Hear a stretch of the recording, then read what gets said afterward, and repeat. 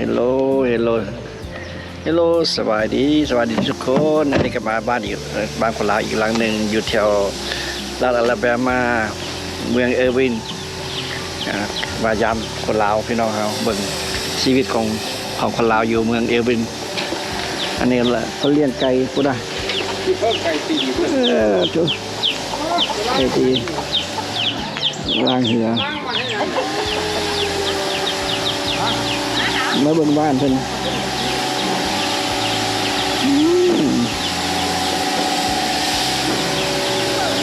เบิ่งหลังบ้านเอาปูนมาเลยที่น้องมาเนี่ยขอกินปูบ้านซื้อแต่มันขอกินเอามีหมากสาลีมียังไงเนี่ยพี่ตู้อันนี้มีแต่บักแตงหมากแตงมาตั้งแต่มาแต่ฟอร์ตเวิร์ธเท็กซัสนี่บ้านไปตู้อันนี้เห็ดสวนเนาะมีตู้ไปยืนโดนแล้วอันนี้โอ้โดนแล้วมาเติม4,000 ก็ร้อยเถอะมาได้หลายปีแล้วหลายปีเนาะมันบนโต๊ะนี้เลยบ่มาตกนี่แล้วเลยโอ้หลายปีเนาะเหมือนโอ้เลาะเบิ่งบ้านไปตู้กันเด้อมายามเพิ่นซื้อโอ้มายามนี่อันนี้สร้างหากระปูเฉพาะสบายดีรอเบิ่งบ้านนี่เด้อรอเบิ่งบ้านแถวๆนี้เด้ออันนี้ตุ้มคนลงโอ้หากระอันนี้ก็มีเป็ดมีไก่เป็ดมีไก่แล้วตัวอันนี้อาชีพของเพิ่นนี่หากระปูเฉพาะเนาะหากระปูเลยแหละตัวอันนี้เอาขึ้นมาเสียมาล้างเอาอันนี้ออกนี่ล้างที่เอาออกแล้วก็เอาไปลงไม้เอาที่ไว้จากมือนี่เพิ่นไปยาวอีกเขาเป็นม่วง2 เดือนนี่บอกเขาโอ้ที่ไว้2 เดือนไปยามเท่านึงเนาะบ่อันเขาเอาขึ้นมาล้างเนี่ยแต่ว่าขับไปยามมัน3 มื้อโอ้3 มื้อไปยามเท่านึงเนาะมันหักหลายเด้เขาเอาลงหลายเด้เพราะมันมื้อนี้ยามซุมนี้มื้อหน้ายามซุมหน้าแล้วก็เกี่ยวมาหมุนอยู่คั่นนะวันนี้มันเปื้อนมันมีอันนี้บ่นะแล้วเขาเอาขึ้นมาล้างบัดนี้เอาขึ้นมาอันนั้นละซีดใส่มันล้างเหืออยู่หั่นน่ะซีดแล้วก็ออกขาวชั่วแล้วนี่ถ้าเป็นในนี้ปูมันบ่อยากเข้ามันบ่เห็นปลาเนื้อบ่เขาใส่ปลาเนื้ออยู่นี่เลยทางกลางนี่บ่เขาใส่ปลาเนื้อทางในบ่เขาใส่ปลาเนื้อโอ้เป็ดหลายคนเนาะมีเป็ดหลายตัวเป็ดหลายเนาะก็ทางคนไหนถ้าให้มาฆ่าพี่ไปกินเป็ดอยู่นั่นแกแม่นอีก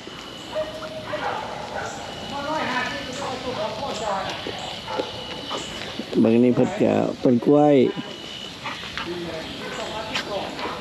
นี่เงินกลัวแบบอยู่ลาวๆเลยเด้อเงินกลัว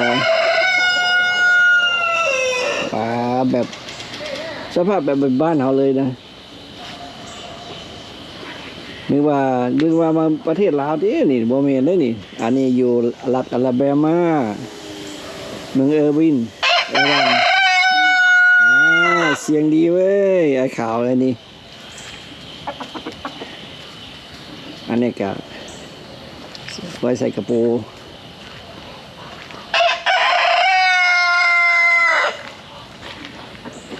ฝ้านี่ก็มีสวนอีกต้นกล้วย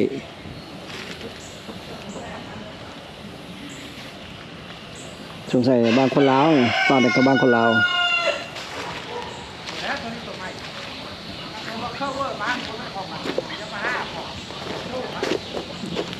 ฝั่งนี้มีเป็ดอีก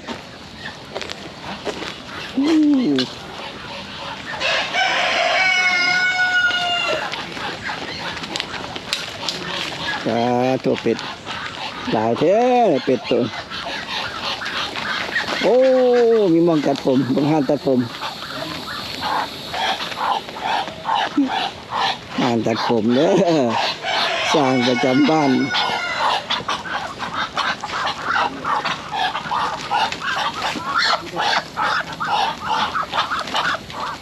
ตัวน่ะเป็ดนะ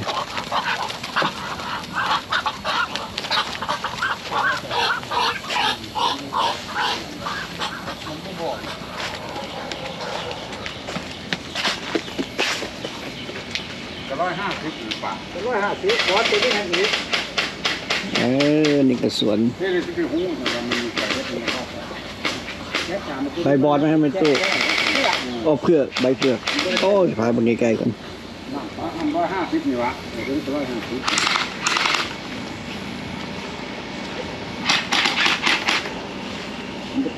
โอ้ส่วนผักอยู่คู่แจเนาะไม่ตู้เนาะ เฮ้ยบอยตัวข้าวคงเฮียนแล้วเนาะ นี่ใบเผือกส่วนไม่ตู้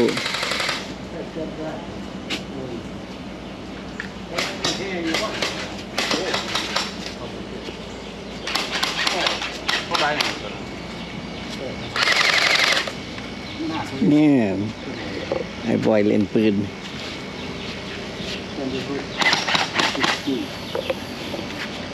เมืองไหนก็ เป็นดูพูดข้าวตัวนี้ จะหาบุ้งว่าเมืองเลยบ้านี้ ที่ทางที่อยู่ละจะใกล้เลยไม่ใกล้ เพื่อนจะเข้าหามันได้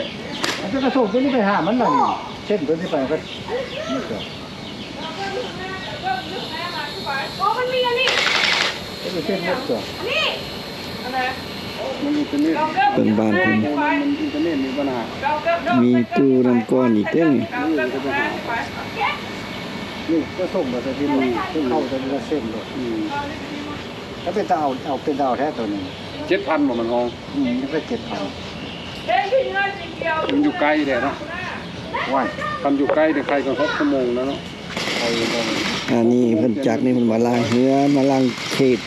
เข่งของนากระปู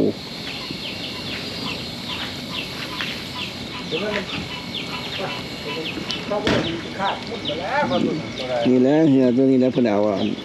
เขตกระปูไปวางไว้แต่ละจุดโอ้จักสงสัยเฉพาะนั้นจักเพแล้วนี่2หน่วย2จัก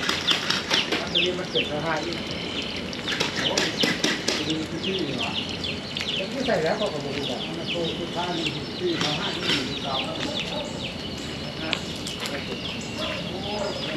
อันนี้หลังจากเอากระปูไว้ในนี้นี่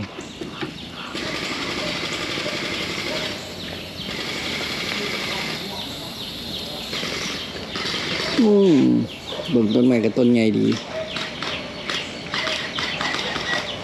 ว่าจะ6 ชั่วโมงว่าจะเจ้านะจักเขาบอกให้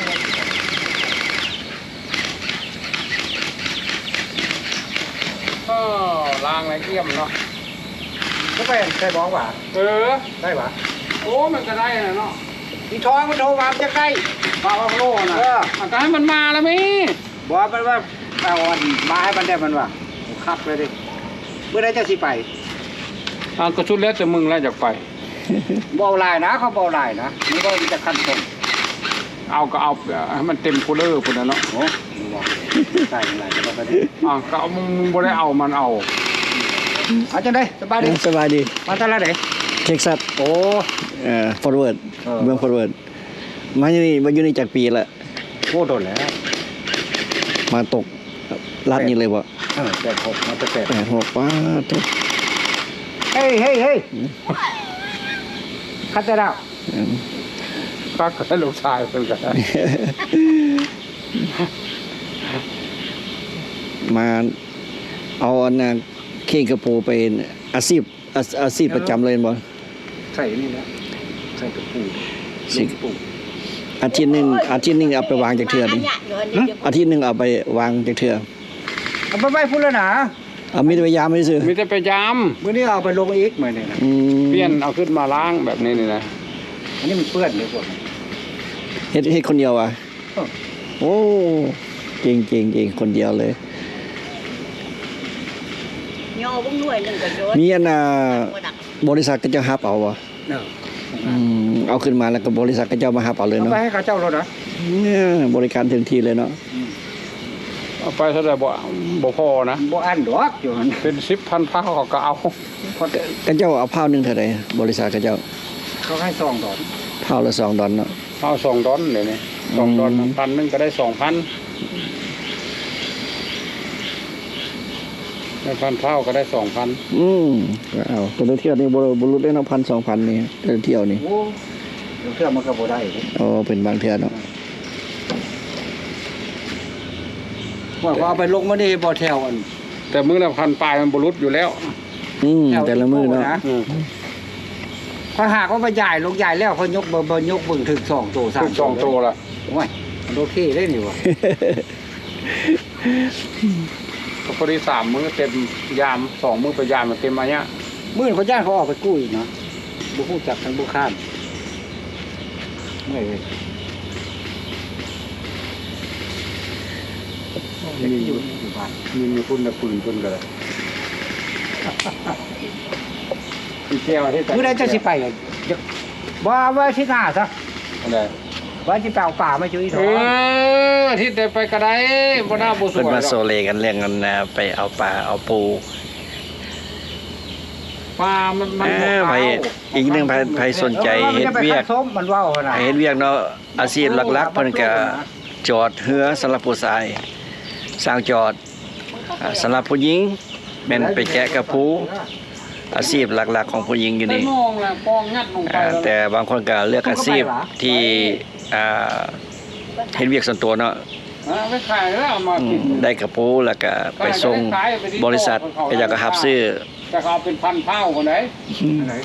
ปลาบักโลไปส่งเขา แต่คนลาวเฮาก็หลายครอบครัวอยู่นี่ระหว่าง100-200ครอบครัววัดลาวเฮาก็มี2วัด อารันตารับได้ คันว่ามีแต่200ระหว่าง100ปลาย200ครอบครัวมี2วัด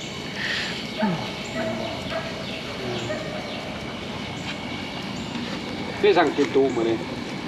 จักไม่ได้เดินหายมาก ใจอยากกินใส่กล้วยปลา ก้อยปลาลาบแดวแซ่บ ปลาเด้อปลาพวกโล ตัว บักโล ซ้ำ น่ะ มันตัวซ้ำเลย โอ้ตัว10กว่าเท่าก็มีดีก็มี อ่านเป็นตัววะ อ้าวที่ตัวทางกระท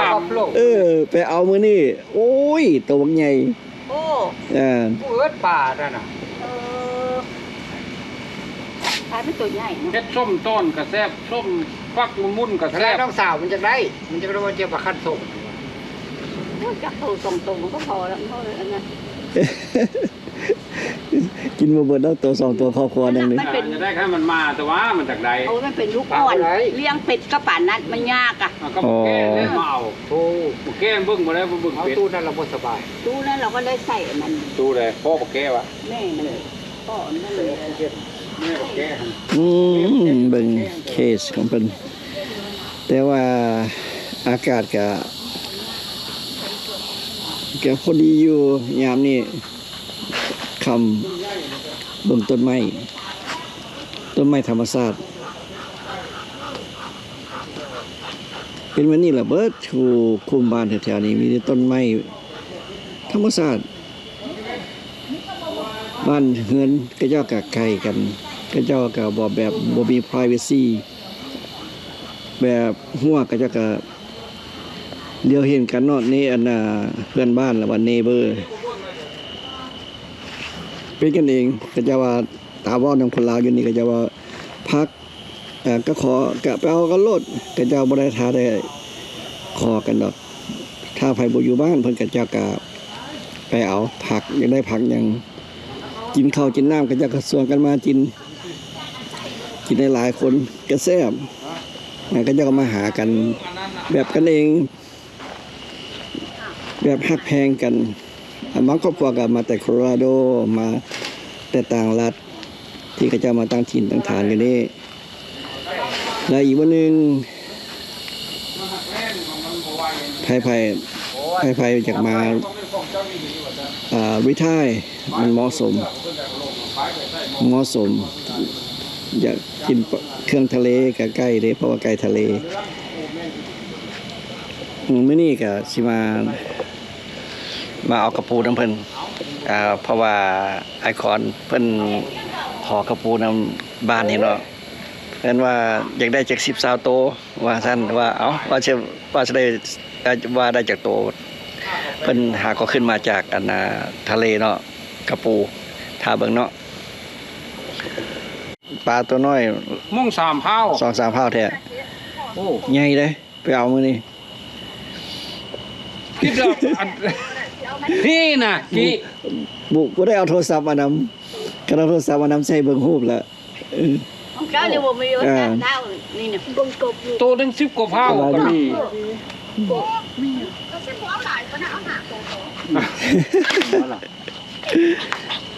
เอาโอเค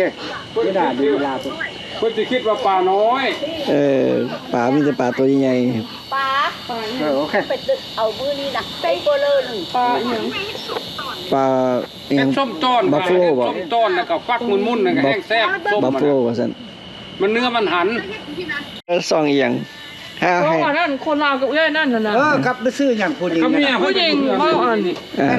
เว่าเรื่องอันคนลาวไปอันนั้น คนดาว เออคนก็เบิ่งเขาว่าอยู่นะเขาก็เคยเห็นอ้ายนี่อ แต่ ยู่ ว่าคือคุ้นว่า เข้าใจเด้อเข้าใจเด้ออันนี้ก็เอ้า ติดตามอยู่ติดตาม เพิ่นก็ติดตามซองเฮาเป็นแฟนคลับของเฮาเนาะ อืม แม่นแล้วผู้หญิงก็ค่อยห้องแต่แม่บ้าน แม่บ้าน แม่นแล้วแล้วก็ห้องค่อยไออุ่น เออ แต่เราก็อยู่นี่แหละเราบ่ได้มาเพราะว่าเราเจอพ่อแขกอยู่บ้านเพิ่น นั่นว่าแล้วมื้อนั้นก็เพิ่นเอาคนมาจะเสร็จมาสัมภาษณ์ว่าไป แม่นนะแม่นแล้วที่เรามาจากมาหาก็มาจากลาวที่เราไปมองเวลคัมเซ็นเตอร์ เอา นี่แหละ โอ้ยนี่ไปตึกเบ็ดนี่ อาเชียงลูก ไปตึกปลาทู คุ้นยวนแบบบอกอยู่ Facebook ว่า เออดีใจ เขามายุคเคยเห็นเหรอเขาอ้าว ไปตึกปลาทูเนาะ เคยเห็นอยู่ก็บอกว่าค่อย ไปบ่ เลี้ยวมองเกี่ยว ไป ว่าแล้วค่อยเลี้ยวมองกี่ข้อเอาไอ้นี่ค่อยกว่า เอาแค่นี้ป้าไป โอ้ เอาแค่ป้า โลกมันกลมแล้วเพิ่นมาเพิ่นมายามไอ้ก่อนเพิ่นน่ะติดต่อไปหาพวกคอยหลายเดือนแล้วล่ะมานะเพิ่นว่าได้อยากให้มาเบิ่ง เจ้ายู่ใส่ค่ะ เขาอยู่ฟอร์เวิร์ดเท็กซัส แม่นั่นแหละตัวซ่องนี่เคยดูคอร์ดเลย แม่นแล้วอุนี่เท็กซัสมันซ่องของใครค่อยกระเบื้องเรา อ่า กระเบื้องเราเขาเจ้าว่าเรื่องอันคนลาวเป็นอันนั้น ถึงส่งไปลาว ถึงส่งไปลาว แม่นละ กระเบื้องโอ้ยจะกระเบื้อง บ้างด้วยกัน ยุ่งคนละแจมวิ่งมั่วให้หมด พ่อเมียกันบ่นี่อ๋อ เพิ่นก็หาเข้ามาได้8-9 ปี เอามาได้ใส่ มาแต่ลาวแล้วเราไปเอามาแต่ลาว ใช่มั้ยเอาสวัสดีคนลาวอยู่กันทั่วๆไปเนาะบอกนำบอกชื่อบอกเสียงเนี่ย ซื้อนั่นซื้อบี้ สิบีแถวบ้านใดอยู่ลาว อยู่วังเวียง โอ้สังเทวเวียงมานี่จะปีละ ประมาณที่หอด10 ปีแล้ว โอ้ เดือน 10 ปี 11ได้10 ปี ไปยามบ้านแล้วอ่ะ บ่ได้ไปจักเทื่อ สิไปบ่สิไปยามบ้านอยู่ ไป ได้เป็นซิติเซนซะก่อนเนาะ ได้แล้ว ได้แล้วโอ้ยจังนะเอานะไปยามบ้าน อือฮึ แม่นผู้หนึงหาก็ได้ที่รีพอร์ตที่ถูกส่งไปลาวก็เราก็ได้เมียวังเวียงคือกัน อือฮึ เราไปเฮ็ดโฮเทลอยู่หั่นนะ โอ้อือฮึ โฮเทลเรามี 2-3 หลังโฮเทล โอ้โฮเทลซื้ออีหยัง ลืมชื่อละมื้อหน้าเฮาสิชวนเพิ่นออกมาซ่องเฮา อือฮึ เฮาสิอัดลักษลมเพิ่นแล้วก็สิให้เพิ่นบอกว่าโฮเทลเพิ่นชื่อหยัง โอ้อือฮึ แม่น บอกให้เขาเจ้าฮู้เขาเจ้า แม่นเมียเราคนไทยวังเวียง อือฮึโอ้ โอ้โลกมันกลมเนาะ คุ้นหน้าอยู่ อ๋อยุง เจ้ายังบ่ทั่วเราค่อยเห็นก็ยังทั่วโอ้แต่นี่เคยเห็น กลับมันไม่แก่ เป็นได้มาอยู่นี่แค่กับบ้านเฮาบ่ คือกับบ้านเฮาเลยอยู่นี่ เนี่ยมันมายุคเมื่อนี้ไปตู้อันนี้เจ้าคือป่วยตัวแรก เฮ็ดเวียกอยู่นี่ มันเหลว บ่ได้เฮ็ดเวียกเรียกอยู่เฮือน อ๋อเลี้ยงบ้านอ๋อมีลูกคนเดียวนี่ บ่มี2ผู้หนึงอยู่ไหน นะ ผู้หนึงได้3 ปีปลายอันนี้ได้8 ปีปลาย โอ้ ยังเป็นเบบี้อยู่ โอ้น บ่เหงาเลยเนาะอยู่นี่ บ่เหงาจะเลาะ เลาะแถวใดคันยืนแถวนี้ โอ้ยก็เลาะลิ้นน้ำตลาดทันแล้วบ่ได้ไปใส่ดอก ตลาดส่วนหลายก็บ่เห็นตลาดใหญ่เนาะแถวนี้ตลาดน้อยแท้ ได้เมืองคน อยู่แถว เมื เมื อ อง ง คนไหน แม่นวะ โอ้บ่อนที่ โมเบิลวะโมเบิลวะ เดียว โมเบิลใหญ่ได โอ้คันแม่นโมเบิลแท้ นั่น ค่อย เขา ขี่ร ก็ ถ ไปโมเบิลแต่นี่ไปกับ12ไม้ แถวบ่ไกลเนาะ ไปก็บ่ได้ยาก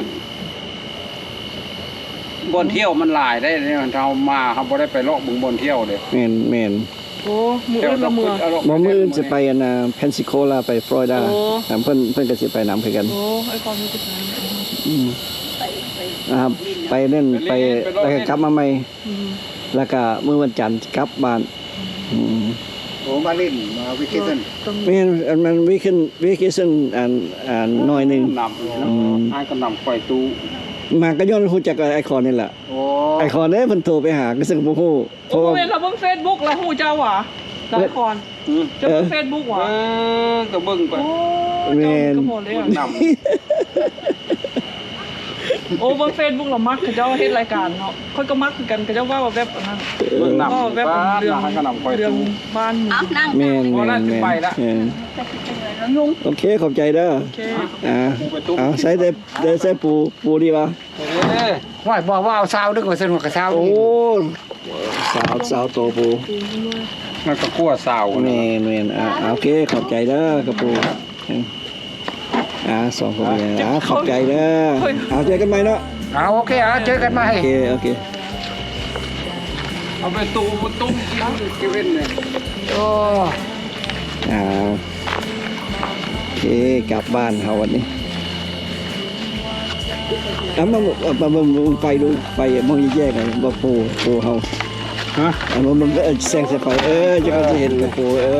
นี่กระปูสดๆเล่นนะ ปูมิสซิสซิปปีเลย อ๋อมิสซิสซิปปี คอมิสซิสซิปปีตัวนี้ โอเคบริเวณปูอลาแบมาเนี่ย เขาลงอยู่มิสซิสซิปปี มิสซิสซิปปีริเวอร์อ่ะ เขาพกจากลงอยู่พุ่นก็ได้จากลงจะใส่ก็ได้เลือกเอาลงแต่ว่าหักได้ซื้อเลยเซ็นมิสซิสซิปปี โอเคเอาทุกคนมื้อนี้ก็ก็มาเจอ FC เฮาอยู่อลาแบมาเมืองเอว่านะเฮาก็ดีใจเฮาบ่นึกบ่ฝันว่าหาสิมี FC เฮาอยู่ทั่วรัฐเนาะก็ดีใจเนาะมาเห็นหน้าเห็นตาคนลาวคือกันเจอกันคลิปหน้าบ๊ายบาย